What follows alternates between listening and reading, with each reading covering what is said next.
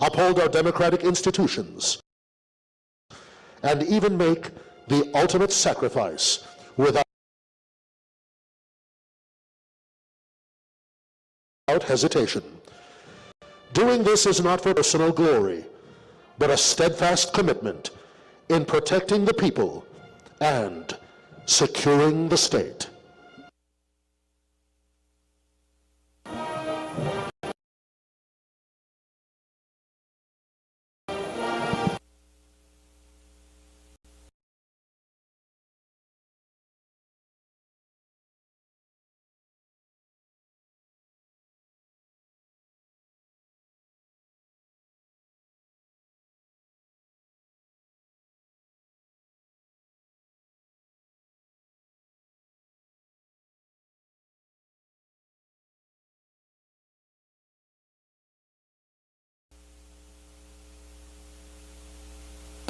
The guest may be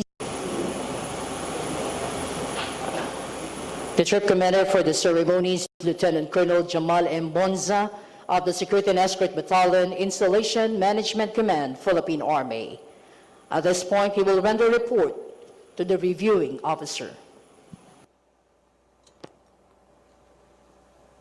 Ginoo, ang mga watawat ng sandatahang lakas ng Pilipinas ay narito na po. The reviewing officer has just acknowledged the report. Will now proceed with the program. Kalupunan, baba. Alis. Everyone is enjoined to stand for the invocation, to be officiated by the Most Reverend Bishop Oscar Jaime L. Forendo, Doctor of Divinity, the Military Bishop, Military Ordinariate of the Philippines.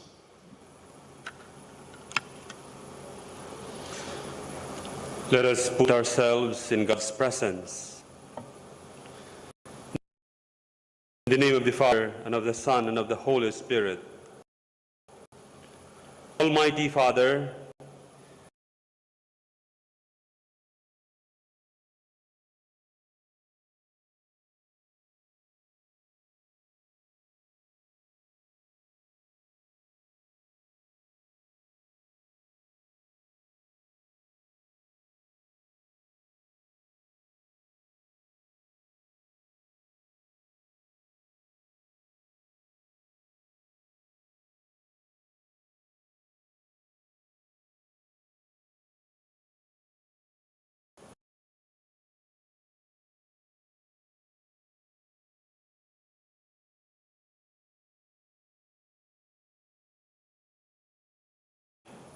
you have blessed your people with leaders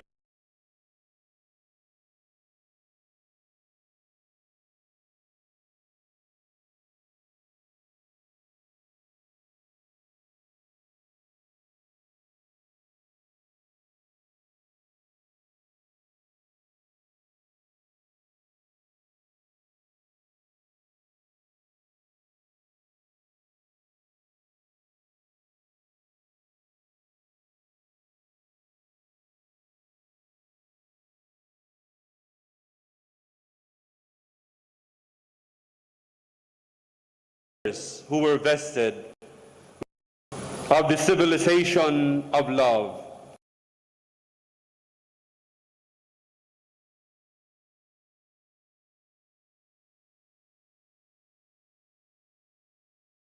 And the company has closed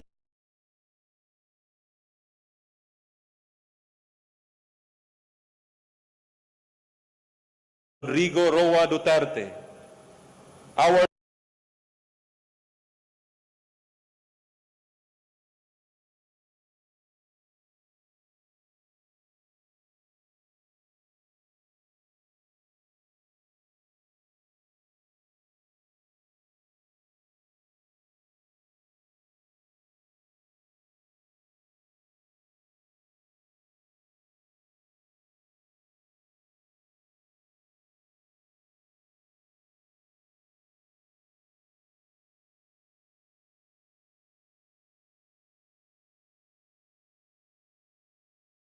Chief of Staff, General Gilbert I. Gapay, Philippines from all harm. Hide us all in the shadow of your wings. Common good, and be our rock.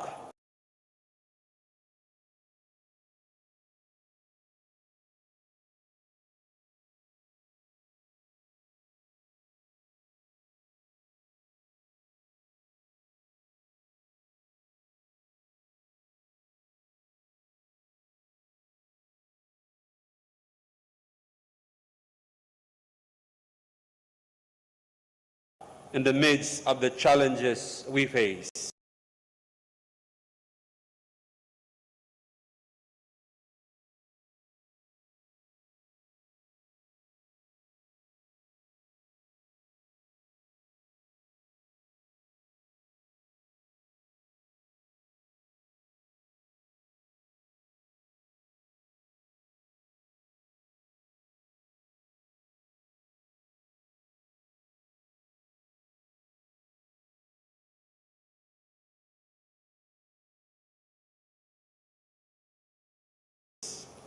All this we ask of the Philippines. The exemplary service rendered by officials and personnel of the government, as well as private individuals, in significantly advancing a campaign advocacy of the President, particularly acts of valor and kindness, described as extraordinary acts of service and exceptional contributions to the country. The Order of Lapu-Lapu, rank of Kamagi, is awarded to officials and personnel of the government and private individuals who actively participated in and contributed significantly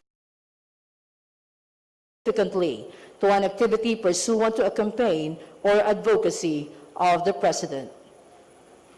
The Order of Lapu-Lapu, rank of Kamagi, is hereby awarded to Colonel Erickson V. Rosana, Officer Dash 11571, Philippine Army.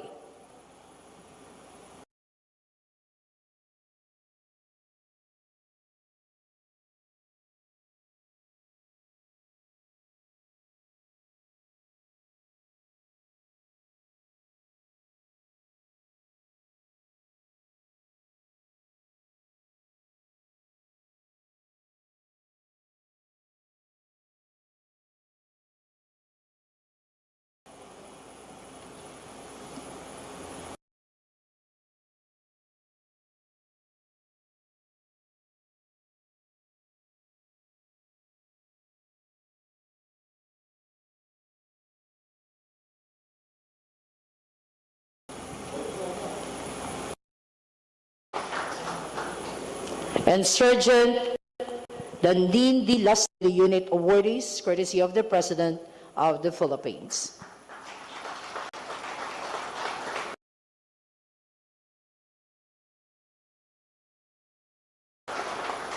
Well, thank you very much, Undersecretary Luna, General Guy, and Major General Perez. Congratulations to our Order of Lapu-Lapu Rank of Kamagi awardees. Once again, a round of applause for the awardees.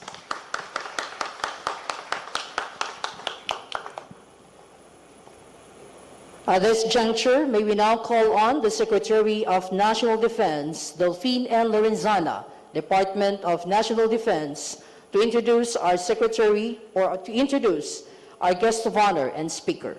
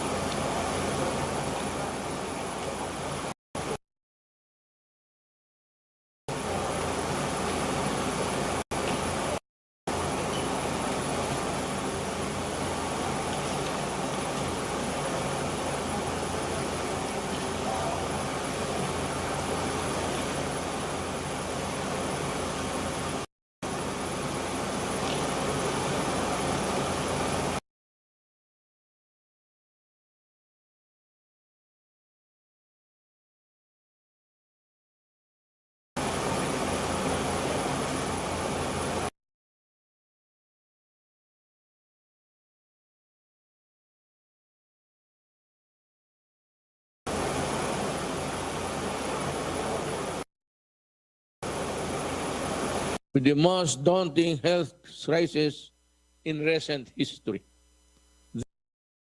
This invisible enemy, COVID-19,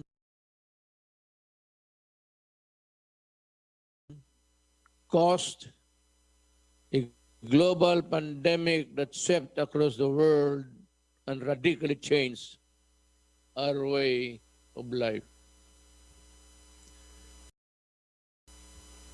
Despite its very insidious nature, the entire nation witnessed how the AFP fought proudly at the front lines alongside with our valiant health workers. Your crucial role in the crafting of the National Action Plan against COVID-19 was complemented by the deployment of military personnel at various quarantine and swabbing facilities and local communities to help curb the spread of the virus. Sadly, this year, we also saw our country ravaged by numerous typhoons and other natural calamities. In the middle of these disasters, you bravely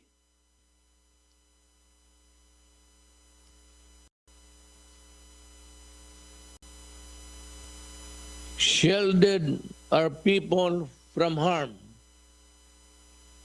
and helped them rise above the ruins, risking your lives in the process.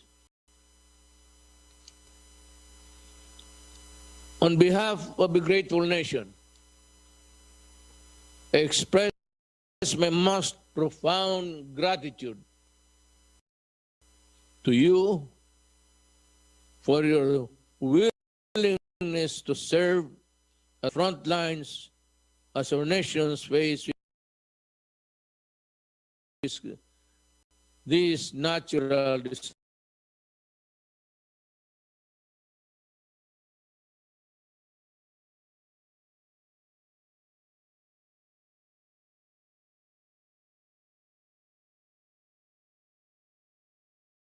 disasters, calamities,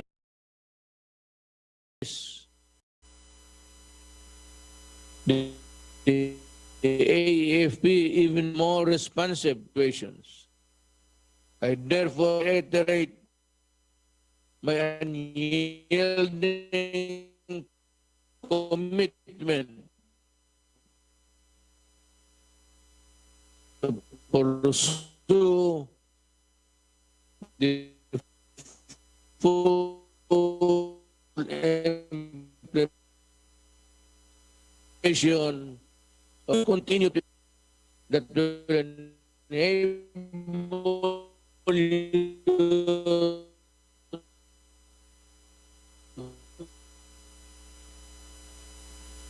to fulfill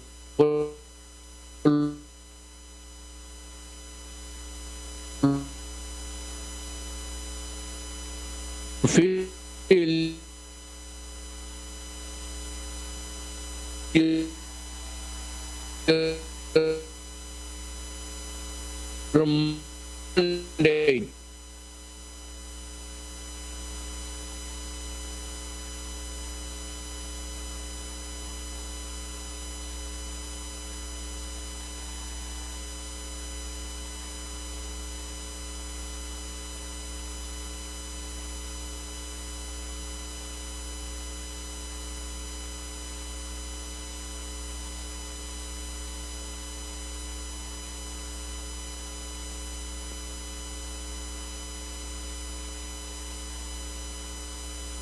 As we celebrate this milestone, I ask you to remain committed to your sworn duty to protect the Constitution, uphold our sovereignty, and look forward of healing and a genuine progress. Again, Congratulations to the Armed Forces of the Philippines. Mabuhay kayong lahat.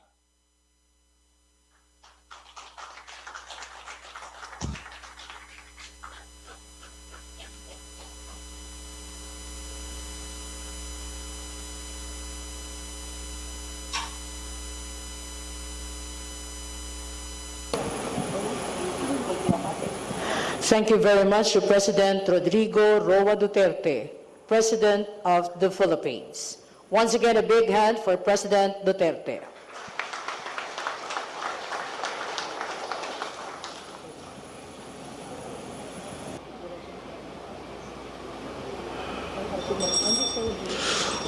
On this celebration of the 85th founding anniversary of the Armed Forces of the Philippines, the Chief of Staff, Armed Forces of the Philippines, General Gilbert I. Gapay, will formally address our guests.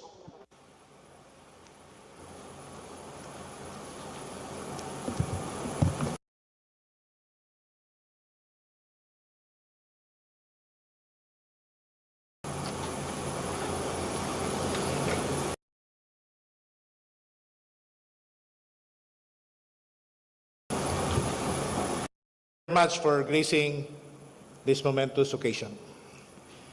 Let me greet President Rodrigo Roa Duterte, the Commander-in-Chief of the Armed Forces of the Philippines and President of our Republic, Secretary Delfin Negrillo Lorenzana, Secretary of National Defense. Of course, we have here with us Undersecretary Cardoso Luna, Undersecretary of National Defense, and other D&D officials and D&D executives present. Let me also greet Vice Admiral Lyndon Latorre, Deputy Commandant for Administration, Philippine Coast Guard. Lyndon, thank you for gracing this occasion. Let me also greet Jail Director Alan Iral, Chief Bureau of Jail Management and Penology. Fire Chief Superintendent Samuel Tadeo. Of course, Most Reverend Oscar Jaime Florencio, the Military Bishop. Lieutenant General Eric Gloria, the Vice Chief of Staff of the Armed Forces of the Philippines, and wife, Jeline. Vice Admiral Eric Agawan, the Deputy Chief of Staff, and wife, Myla. Also with us tonight are the Major Service Commanders, Lieutenant General Lito Sobeana, Commanding General, Philippine Army. We have Vice Admiral Giovanni Carlo Bacordo, Flag Officer in Command, Philippine Navy. And Lieutenant General Allen Paredes, Commanding General, Philippine Air Force. Of course, the AP ladies, led by my ever-supportive wife, G.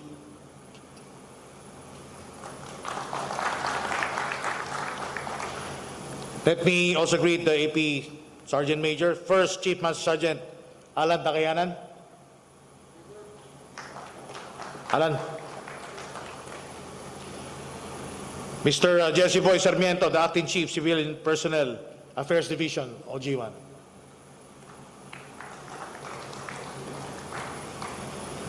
Members of the Joint Personnel Special Staff, our anniversary awardees. Let me also greet the virtual attendees via Zoom from their respective headquarters, our unified commanders, AP-wide support and separate unit commanders from the major services, other distinguished guests streaming via Facebook Live. We have the members of the Diplomatic Corps, senators, Malacanang officials, cabinet secretaries, members of the Commission on Appointments from the House of Representatives, former secretaries of National Defense, former chiefs of staff and major service commanders, members of the AP Multi-Sector Governance Council, veterans, distinguished guests, officers, enlisted personnel, and civilian human resource of the Armed Forces of the Philippines. Ladies and gentlemen, good evening.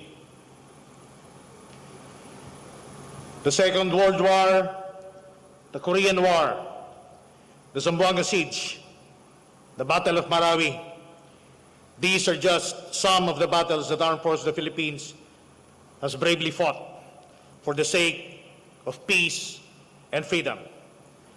In the past 85 years, the AP's history has been engraved with the scars of countless wars and battles. In all these decades, we have endured and we have triumphed. This year, 2020, a year that we all hope and envision to bring greater opportunities, but twist of fate could not have been more drastic in the span of this single year. From the eruption of the Taal volcano to the spread of COVID-19 and the aftermath of typhoons this last quarter of the year, time and again, our resilience, strength of character, and will were tested. Nonetheless, 2020 is a year that once again proved that our soldiers, in solidarity with the whole Filipino nation, shall overcome all obstacles, no matter the odds. Hindi natin maikakaila na ang mga pambihirang pagsubok at hamon ng ating dinanas sa taong ito. Ngunit sa kabila ng lahat, ay naririto tayo ngayon at nanatiling matatag, malakas, nagkakaisa, at sama-samang ipinagdiriwang at ginugunita ang ika-85 anibersaryo ng ating sandatahang lakas. Ang tema natin sa taong ito, AFP at 85, Pinag-isang lakas na maaasahan ng mga Pilipino, ay angkop na naglalarawan ng ating pagkaisa na siyang naging daan upang ating makamtan at mapagtagumpayan at ang ating mga mithiin at adhikain. As we continue to faithfully fulfill our mandate to protect the people and secure the sovereignty of the state, the AFP stands firm in addressing the various challenges we continue to confront. Bilang inyong Chief of Staff, saksi ako sa katatagan, tapang, at walang pag-alinlangang serbisyo na tak ng sundalong Pilipino. Ang mga katangiang ito ang nagbigay daan sa walang sawang suporta at tiwala ng mamamayang Pilipino. Makakaasa po kayo na mas lalo pa naming pag-ibayuhin at paigtingin ang pagtupad sa aming sinumpaang tungkulin. Despite the challenges, we have stood ground and have never even flinched. This year's challenges were not hindrances. Rather, they gave us motivation to be more resolute in our efforts because our people need us more than ever.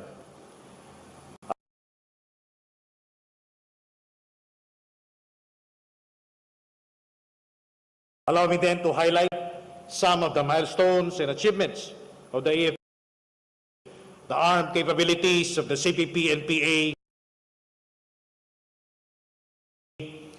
and the local terrorist groups such as the Abu Sayyaf Group, the BIFF, and the Dawla Islamiyya affiliated terror groups.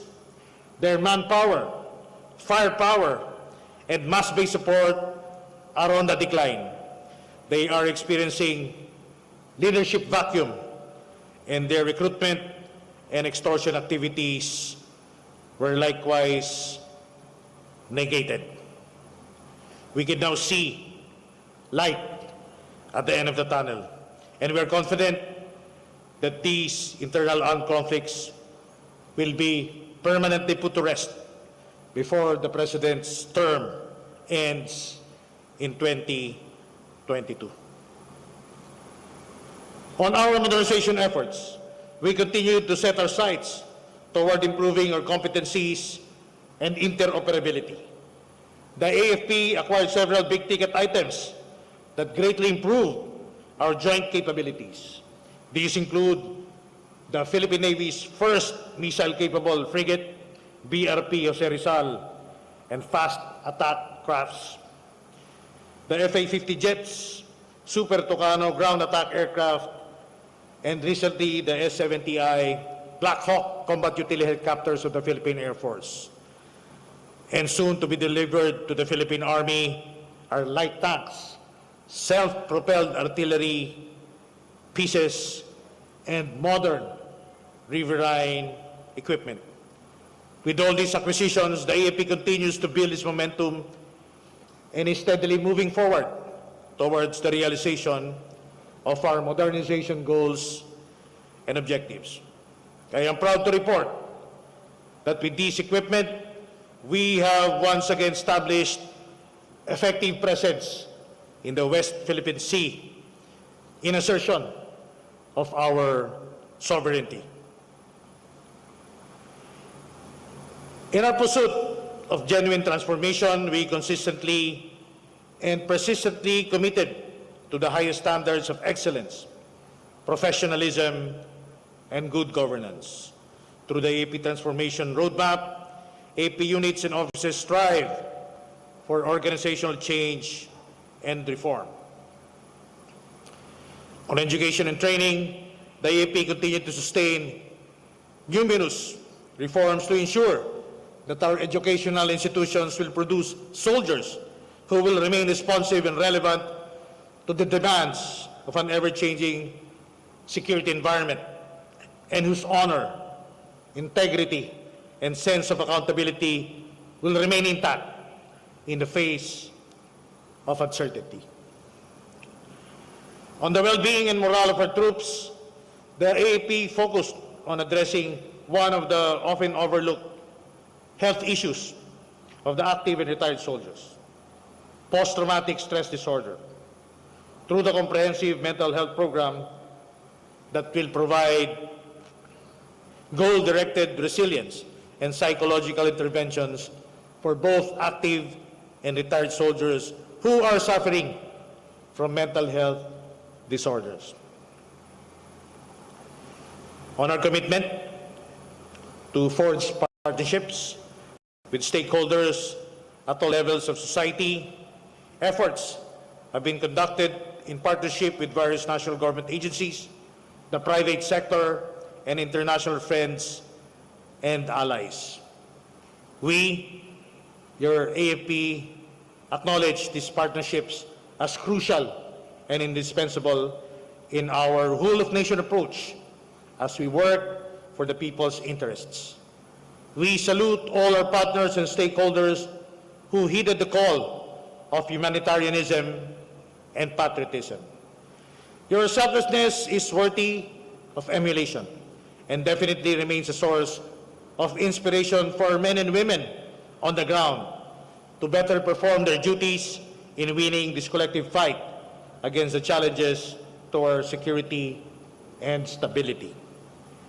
Ngayong taon, ang bansa ay dumanas ng dilubyo mula sa pagputok ng Bulkang Taal, magkakasunod na pagkagupit ng mga bagyong Quinta, Rolly, Ulysses, at ngayon, Vicky, na nagdulot ng malalang pagbaha na mas nagpatindi sa pagsubok sa ating kinaharap dahil sa kasabay na banta ng COVID-19. Sa lahat ng ito, ang mga sundalo na nagsisilbing sandata ng mga mamamayan upang malampasan ang lahat ng anumang hirap na pinagdadaanan.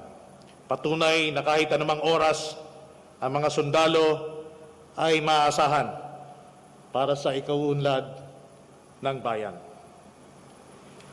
Ladies and gentlemen, these accomplishments of your armed forces speak of our commitment and dedication to serve and protect.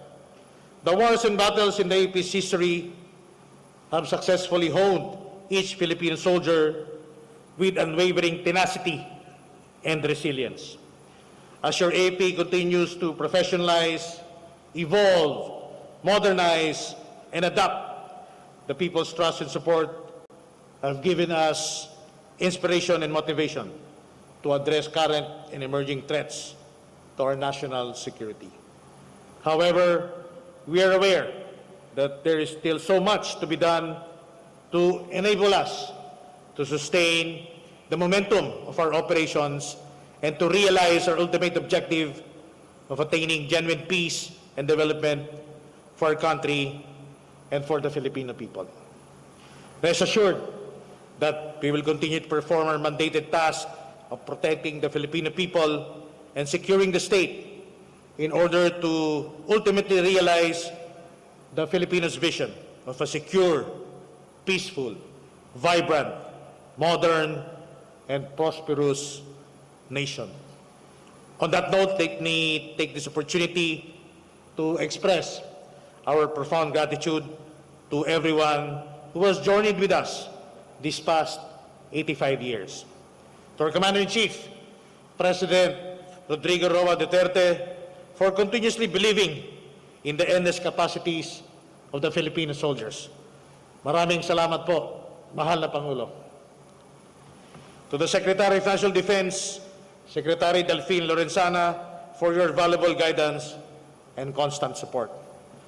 And to all our stakeholders and partners whose trust and confidence propelled our entire armed forces to go the extra mile, thank you for believing in us.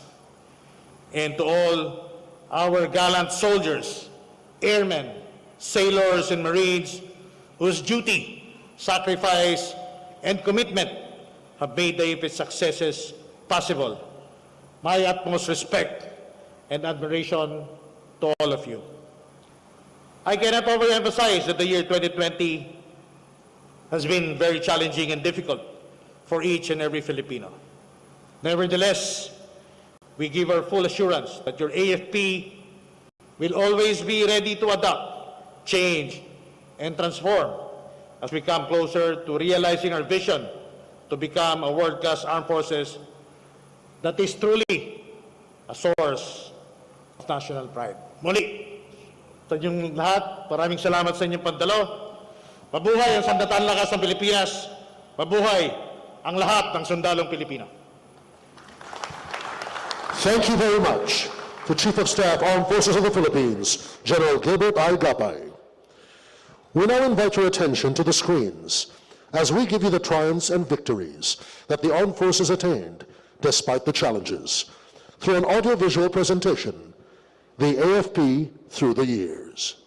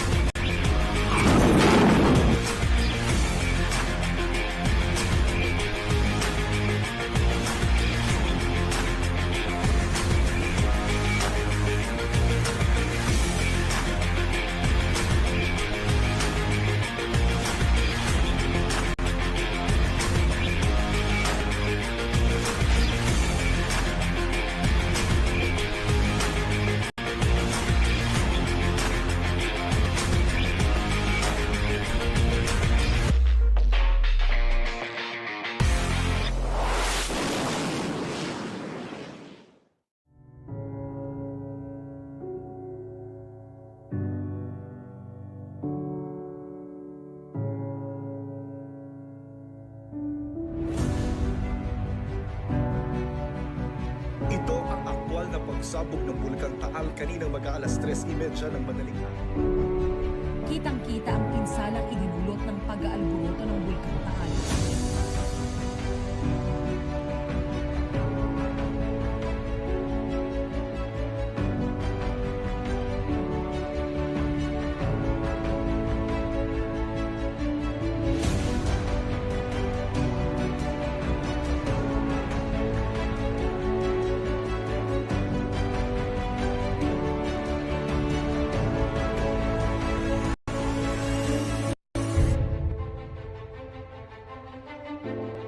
Biyernes ng nagdaang linggo, binagsakan ng pasabog ng drone ang Baghdad Airport at napatay si General Qasem Soleimani.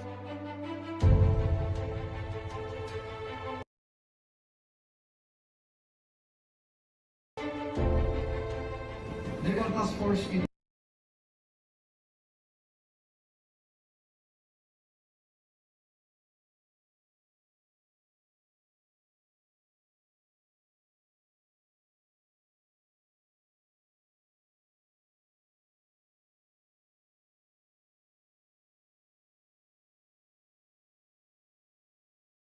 mission is to conduct support operations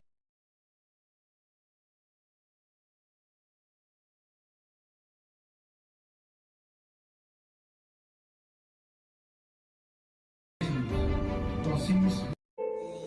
DOH is confirming that the 38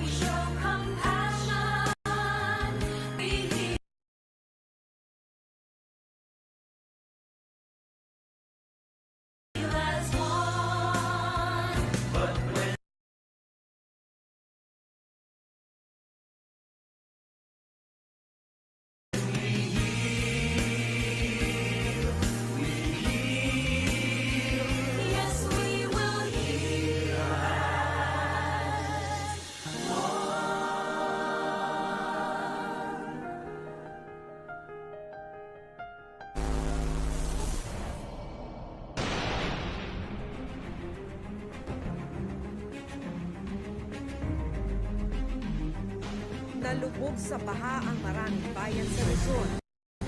Kumalat na rin sa social media ang paghingi ng tulong ng ilang residente. Nagtitiwanan, mas nakita ang bayan na dadaanan ng pagpili.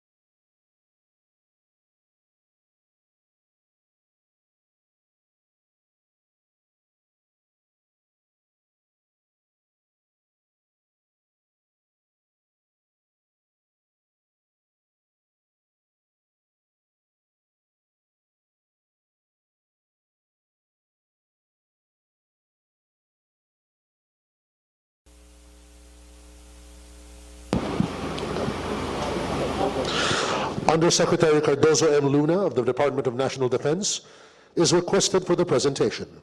He will be assisted by the Chief of Staff, Armed Forces of the Philippines, General Gilbert I. Gapay, and the Deputy Chief of Staff for Personnel, J1, Major General Adriano S. Perez, Jr.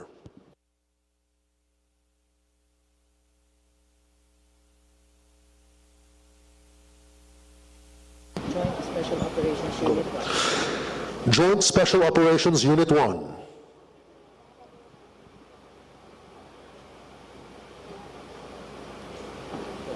For engaging an undetermined number of local terrorist group members and rescuing 182 trapped civilians at Barangay Bangulo, Marawi City on 31 May 2017.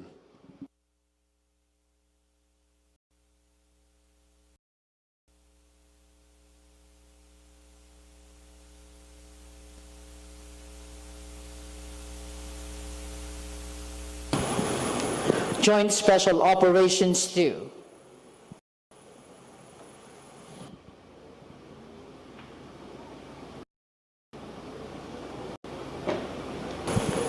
For engaging undetermined number of local terrorist group members holed up in buildings 117, 118, and 120 on 13 July 2017.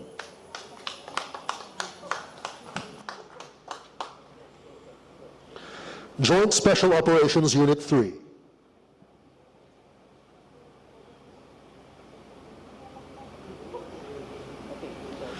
For being the first to engage Abu Sayyaf group elements under Esnilyon Hapilon in the vicinity of Barangay Basak, Malutlut, Marawi City on 23 May 2017.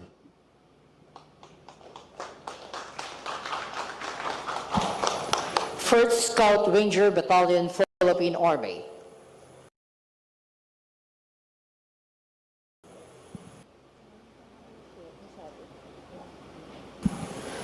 For engaging undetermined number of local terrorist group members in Barangay Marinaot, Marawi City in a firefight that lasted for 12 hours on 08 June 2017.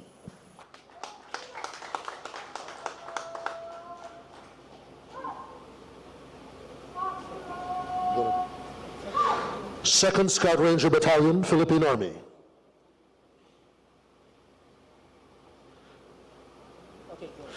For engaging more or less 30 local terrorist group members while advancing from the southeast sector to rescue hostages inside the Dansalan College, Marawi City, on 9 June 2019.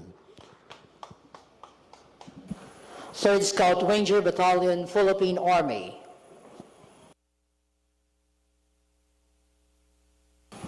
For conducting assault operations to orange and blue buildings in Barangay Mongcado Colony, Marawi City, while encountering heavy resistance from the local terrorist group members in a firefight that lasted 5 hours on 11 June 2017. Fourth Scout Ranger Battalion, Philippine Army.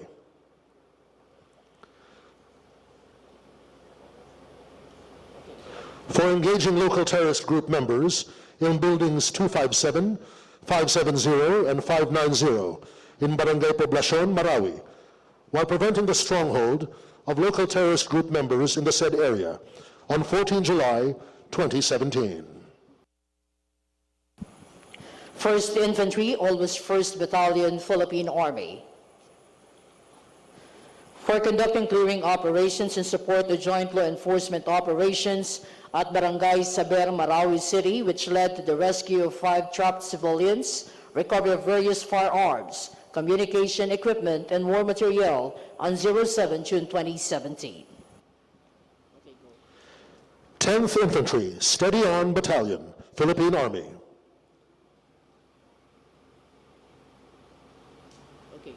For engaging the enemy in Barangay Marinaot, Marawi City in an intense firefight that lasted almost 5 hours on 16 July 2017. 15th Infantry, Molave Warrior Battalion, Philippine Army.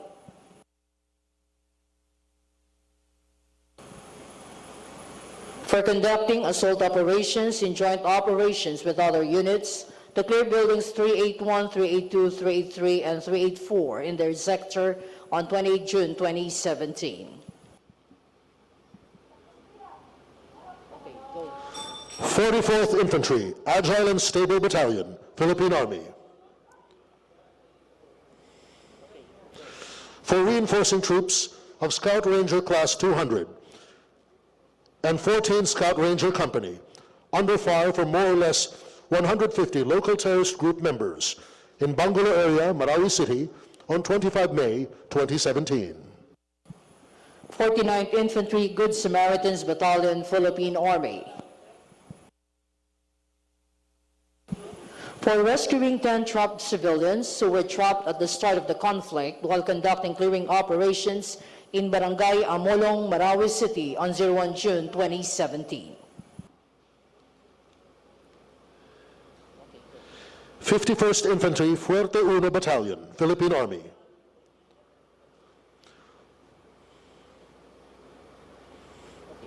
For engaging local terrorist group members at the vicinity of University Training Center, Barangay Bangon, Barangay Basak, Malutlut, and vicinity of Amay Pakpak Hospital, all in Marawi City, on 23 May 2017.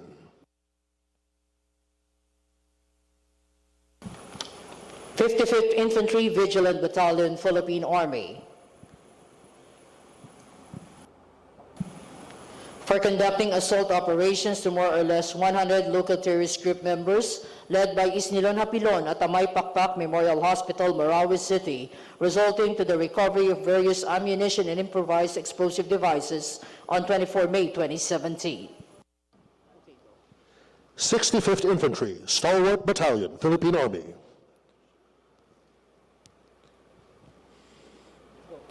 For reinforcing the 49th Infantry Battalion in joint operations with other AFP units at the vicinity of Barangay Mapandi, Marawi City, at midnight of 23 May 2017.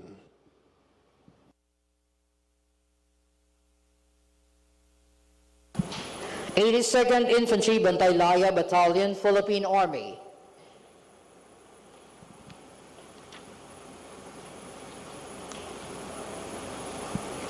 For conducting clearing operations in Barangay Stuka, Poblacion, 4th and Barangay Buadi, Marawi City, resulting to the recovery of various firearms, communication equipment, and war material on 21 June 2017.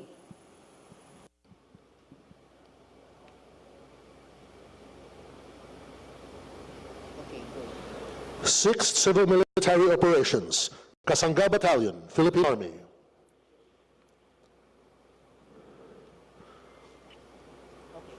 For conducting search and retrieval operations along Libyan Highway, Roncado Colony, Marawi City, which resulted in the recovery of 9 cadavers of local terrorist group members on 28 June 2017.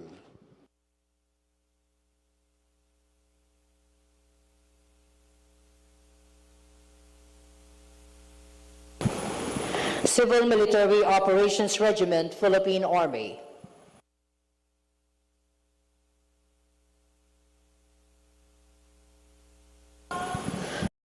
For providing CMO the Marawi City crisis, which conducted various relief operations, search, rescue, and retrieval to affected civilians in the city.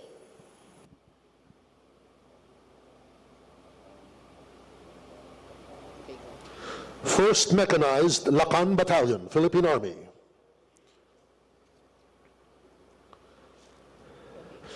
For engaging an undetermined number of local terrorist group members while in convoy with other AFP troops in Barangay Sarimanok, Marawi City on 25 May 2017.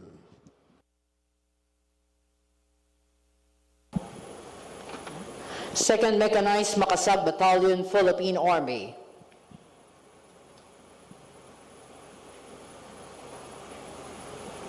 For engaging an undetermined number of local terrorist group members while scoring enemy positions at Barangay Bangon, Marawi in the early morning of 26 June 2017.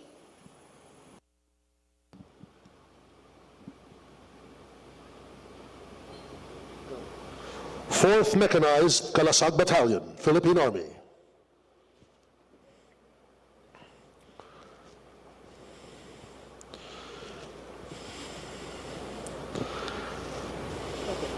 For conducting clearing operations in Sheikh Idaro Street, Marawi City, in the morning of 30 May 2017, which resulted in the recovery of 1 caliber .556 mini-machine gun and 3 burned high-powered firearms during a clearing operation in Barangay Caloocan West, Marawi City on 19 June 2017.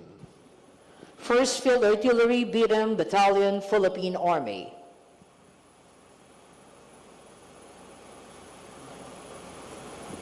For conducting interdiction fire on 04 June 2017 at local terrorist group strongholds in Barangay Madaya, Marawi City, and delivering 11 rounds of ammunition to further add pressure to the local terrorist group. 3rd Field Artillery Battalion, Philippine Army.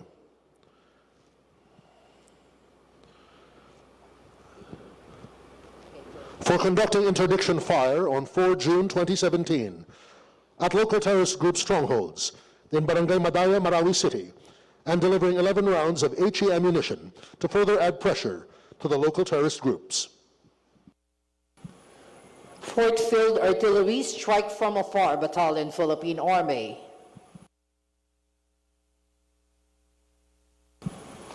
For providing fire support operations to the advancing troops in various enemy strongholds in Marawi.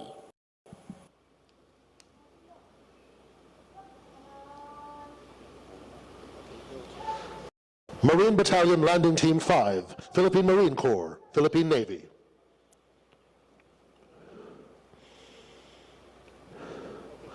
For being the main effort in clearing Sector 1 and conducting various combat clearing operations and sniper counter-sniper operations.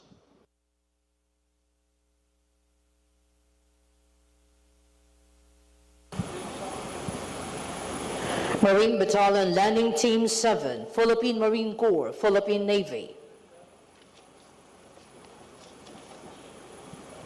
For engaging an undetermined number of local terrorist group members in heavy firefight at Barangay Lilod, Madaya, Marawi City, which led to the neutralization of 8 local terrorist group members on 05 June 2017 and recovering 52 million pesos in cash and 29 million worth of checks.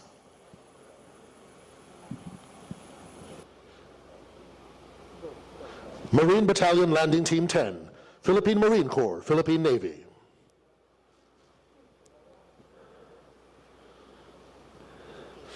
For providing suppressive cover fire to maneuvering AFP troops and conducting breaching operations and conducting various clearing operations which led to the recovery of several war materials and conducting block position at Baloy Bridge in Mapandi. Field Artillery Battalion, Philippine Marine Corps, Philippine Navy.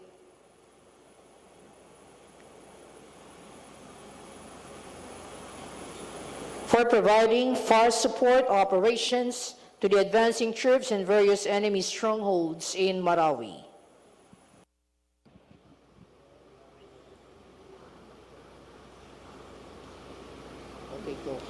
Marine Special Operations Group, Philippine Marine Corps, Philippine Navy.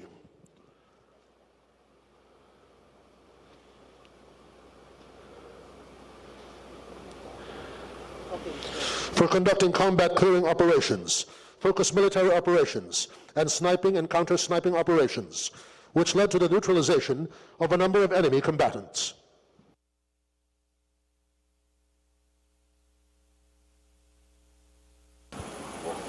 Fifteenth Strike Wing, Philippine Air Force.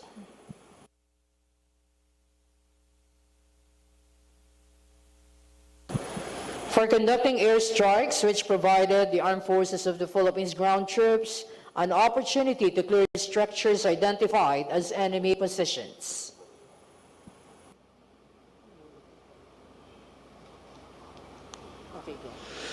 Fifth Fighter Wing, Philippine Air Force.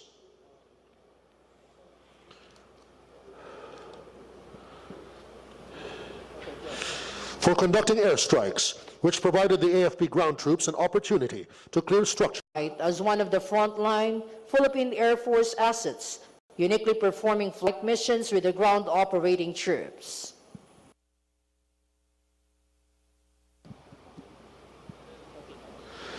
(250th Presidential Airlift Wing, Philippine Air Force. for safely transporting the President during his visits in Marawi City under hostile conditions.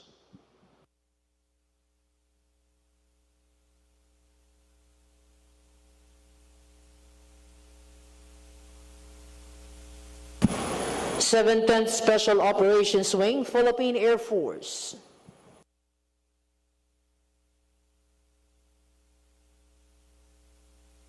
For playing a vital role in the successful conduct of aerial bombardment and close air support by providing our pilots pinpoint location of the target.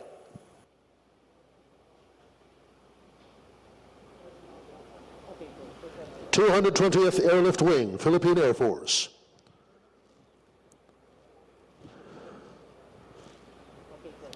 For transporting a total of 363.75 tons of cargo, 17,127 military personnel, and 75 vehicles.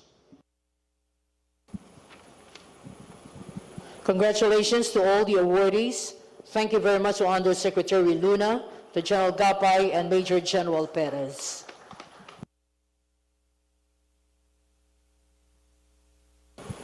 Well, once again, ladies and gentlemen, a big hand for all the awardees.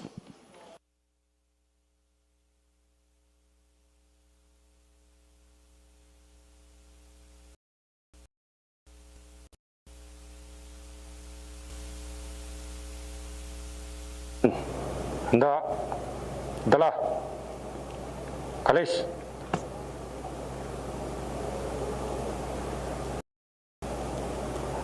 Handa.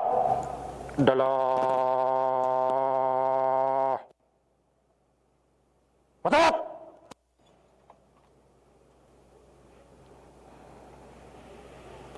Mga patap! Sumalunan!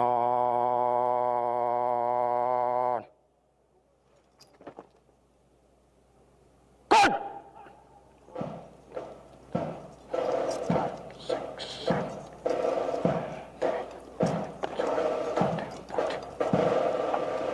Alpunan. 2.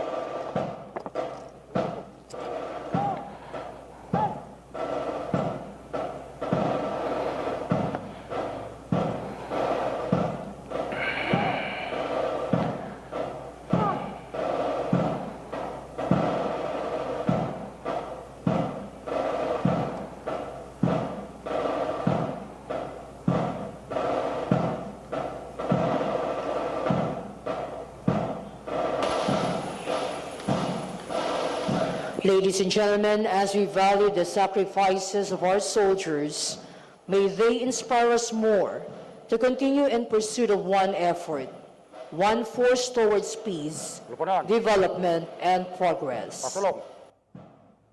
Good!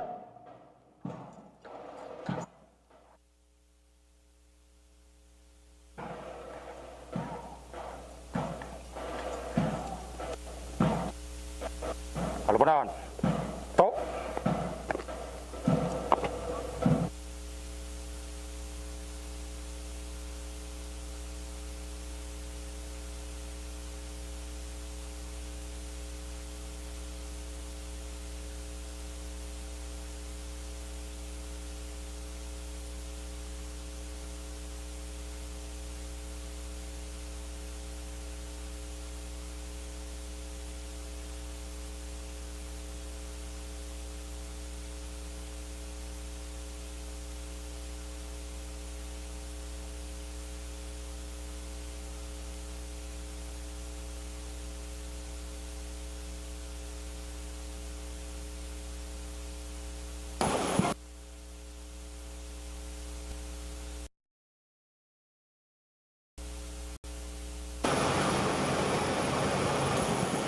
We shall proceed with the passing review.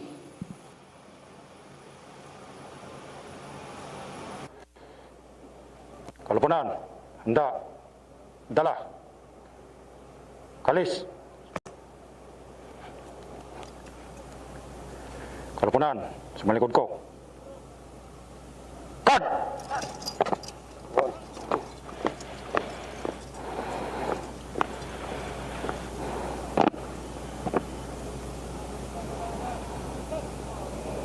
Pasok!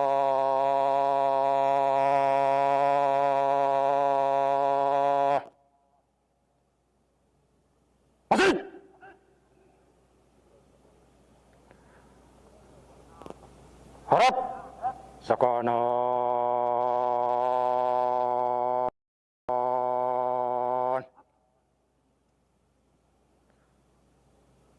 Harap!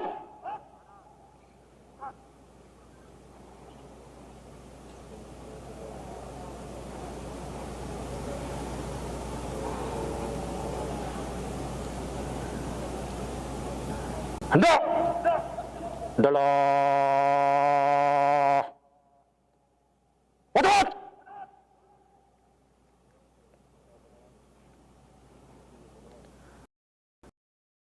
Balangay. Unang balangay.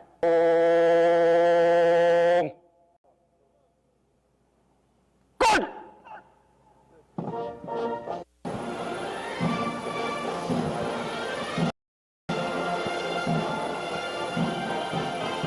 We'd like to request Undersecretary Cardozo M. Luna to stand in front as a reviewing officer.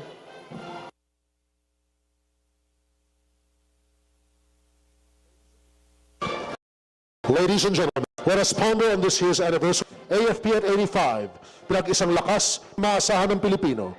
The armed forces will always be true to its fervent commitment of service to the Filipino nation and its citizenry at any given time and situation. Let us now witness the police presenting to you the colors of the major services units. From the General Headquarters, Philippine Army, Philippine Navy, and the Philippine Air Force, major units contributing to the overall peace, progress, and development in the entire archipelago. Leading the parading contingent is Lieutenant Colonel Jamal M. Bonza. Following is the AFP Composite Band under the baton of Technical Sergeant Donnie Isip.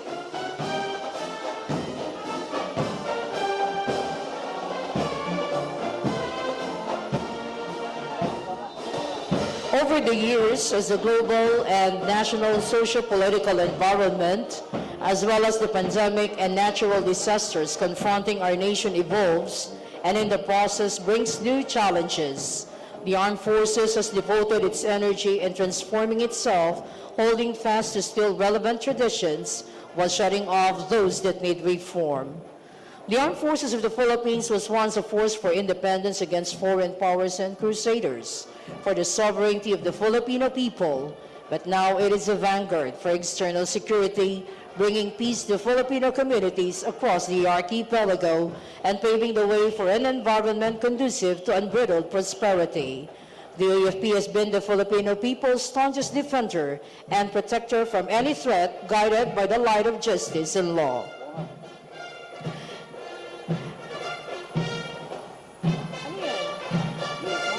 As we hear the tune of the AFP on the March, composed by Colonel Antonino Arbenaventura, a national artist for music, we present the unit colors of the various units of the General Headquarters and area commands at the forefront of protecting the people and securing the state.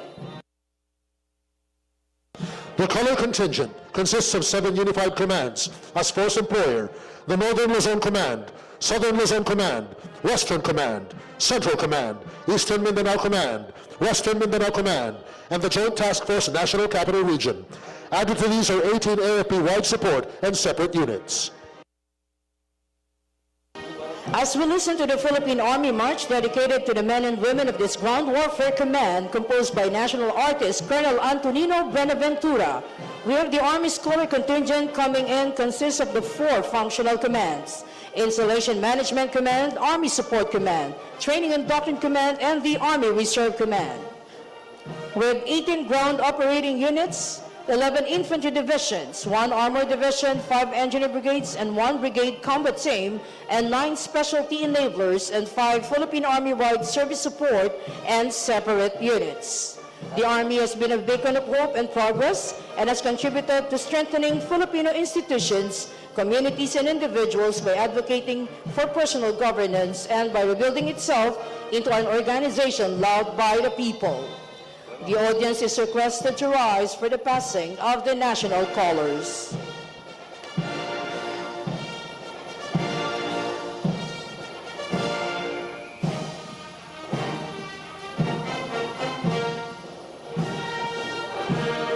Thank you. Please be seated. As the color contingent of the protectors of the Philippine Seas in the first line of defense to uphold the territorial integrity, the Philippine Navy, the band plays the Philippine Navy March, dedicated to the men and women of this Naval Warfare Command, composed by Professor Rodriguez. The color contingent is comprised of the Philippine Fleet and the Philippine Marine Corps, 7 combat forces, 7 combat support forces, 6 general support and sustainment forces, and 1 reserve force.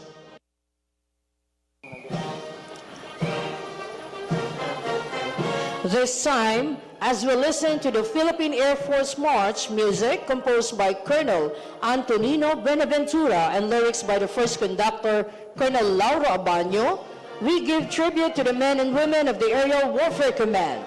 Before us are colors from the Angels of Mercy and the Guardians of the Philippine Skies, the Philippine Air Force. Its contingent consists of 7 functional commands: Air Defense Command, Air Mobility Command, Air Combat Command, Air Logistics Command, AIBDC, Air Education, Training and Doctrine Command, and Air Force Reserve Command, with 7 tactical and operational wings. Added to these are 8 Air Force wide support and separate units.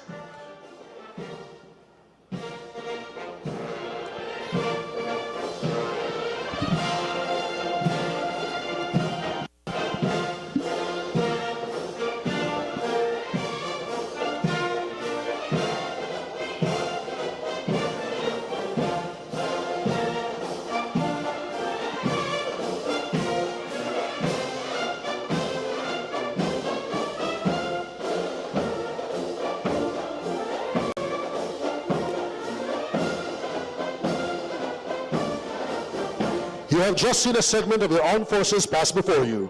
They represent every airman, sailor, marine, and foot soldier out there in the field defending our country from all those who wish to destroy the peace, take away our freedom, and stunt our country's development. Ladies and gentlemen, a big hand for the Armed Forces of the Philippines.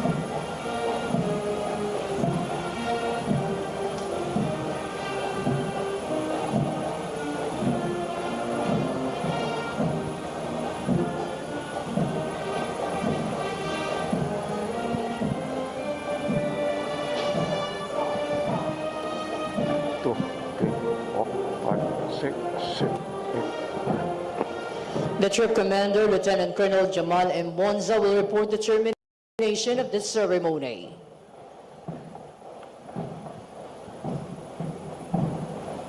Palapanan. Stop!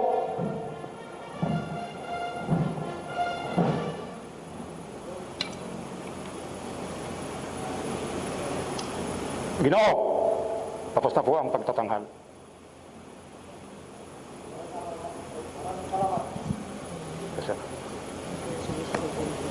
Kalupunan, ang tabay, salong!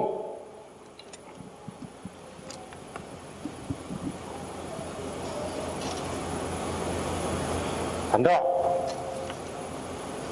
Kalis! Baba! Kalupunan, harap sa kanan. Tap! Pasulong. Kad!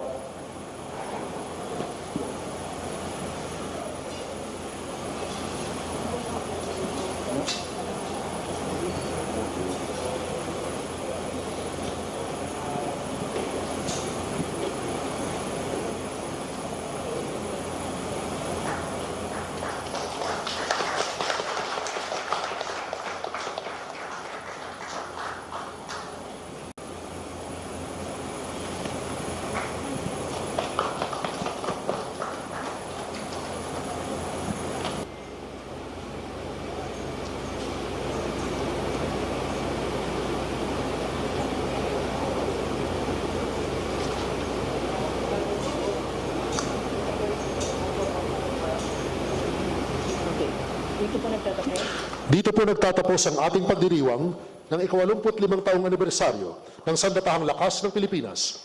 We would like to thank once again President Rodrigo Roa Duterte for gracing the anniversary celebration. Palakpakan po natin ang ating Pangulo.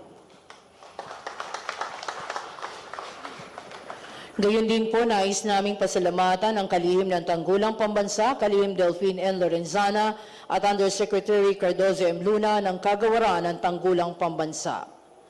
Mangyaring manatili po sa inyong kinalalagyan hanggang makalabas ng bulwagang ito ang pangalawang kalihim ng Tanggulang Pambansa. We thank you all for being one with us on this momentous occasion. Ang inyong armed forces ay patuloy ninyong maaasahan sa anumang larangan at pagkakataon. Your armed forces will continuously protect the people and secure the state. Sa ngalan po ng ating puno ng kalupunan, Sandatahang Lakas ng Pilipinas, ng mga opisyal, kawal at kawaning sibilyan, kami po ay bumabati sa inyong lahat ng isang maligayang Pasko. Ito po inyong likod na si Carol Dabo mula sa Okbong Katihan, kasama si Major Darwin Laguardia ng OJ-8. Ako naman po si Apollo Abraham, bumabati naman ng manigong bagong taon. Sumaatin ang higit pang pagpapala ng dakilang lumikha. Keep safe and healthy, everyone. Good evening. Meantime, our guests are invited for the simple cocktails at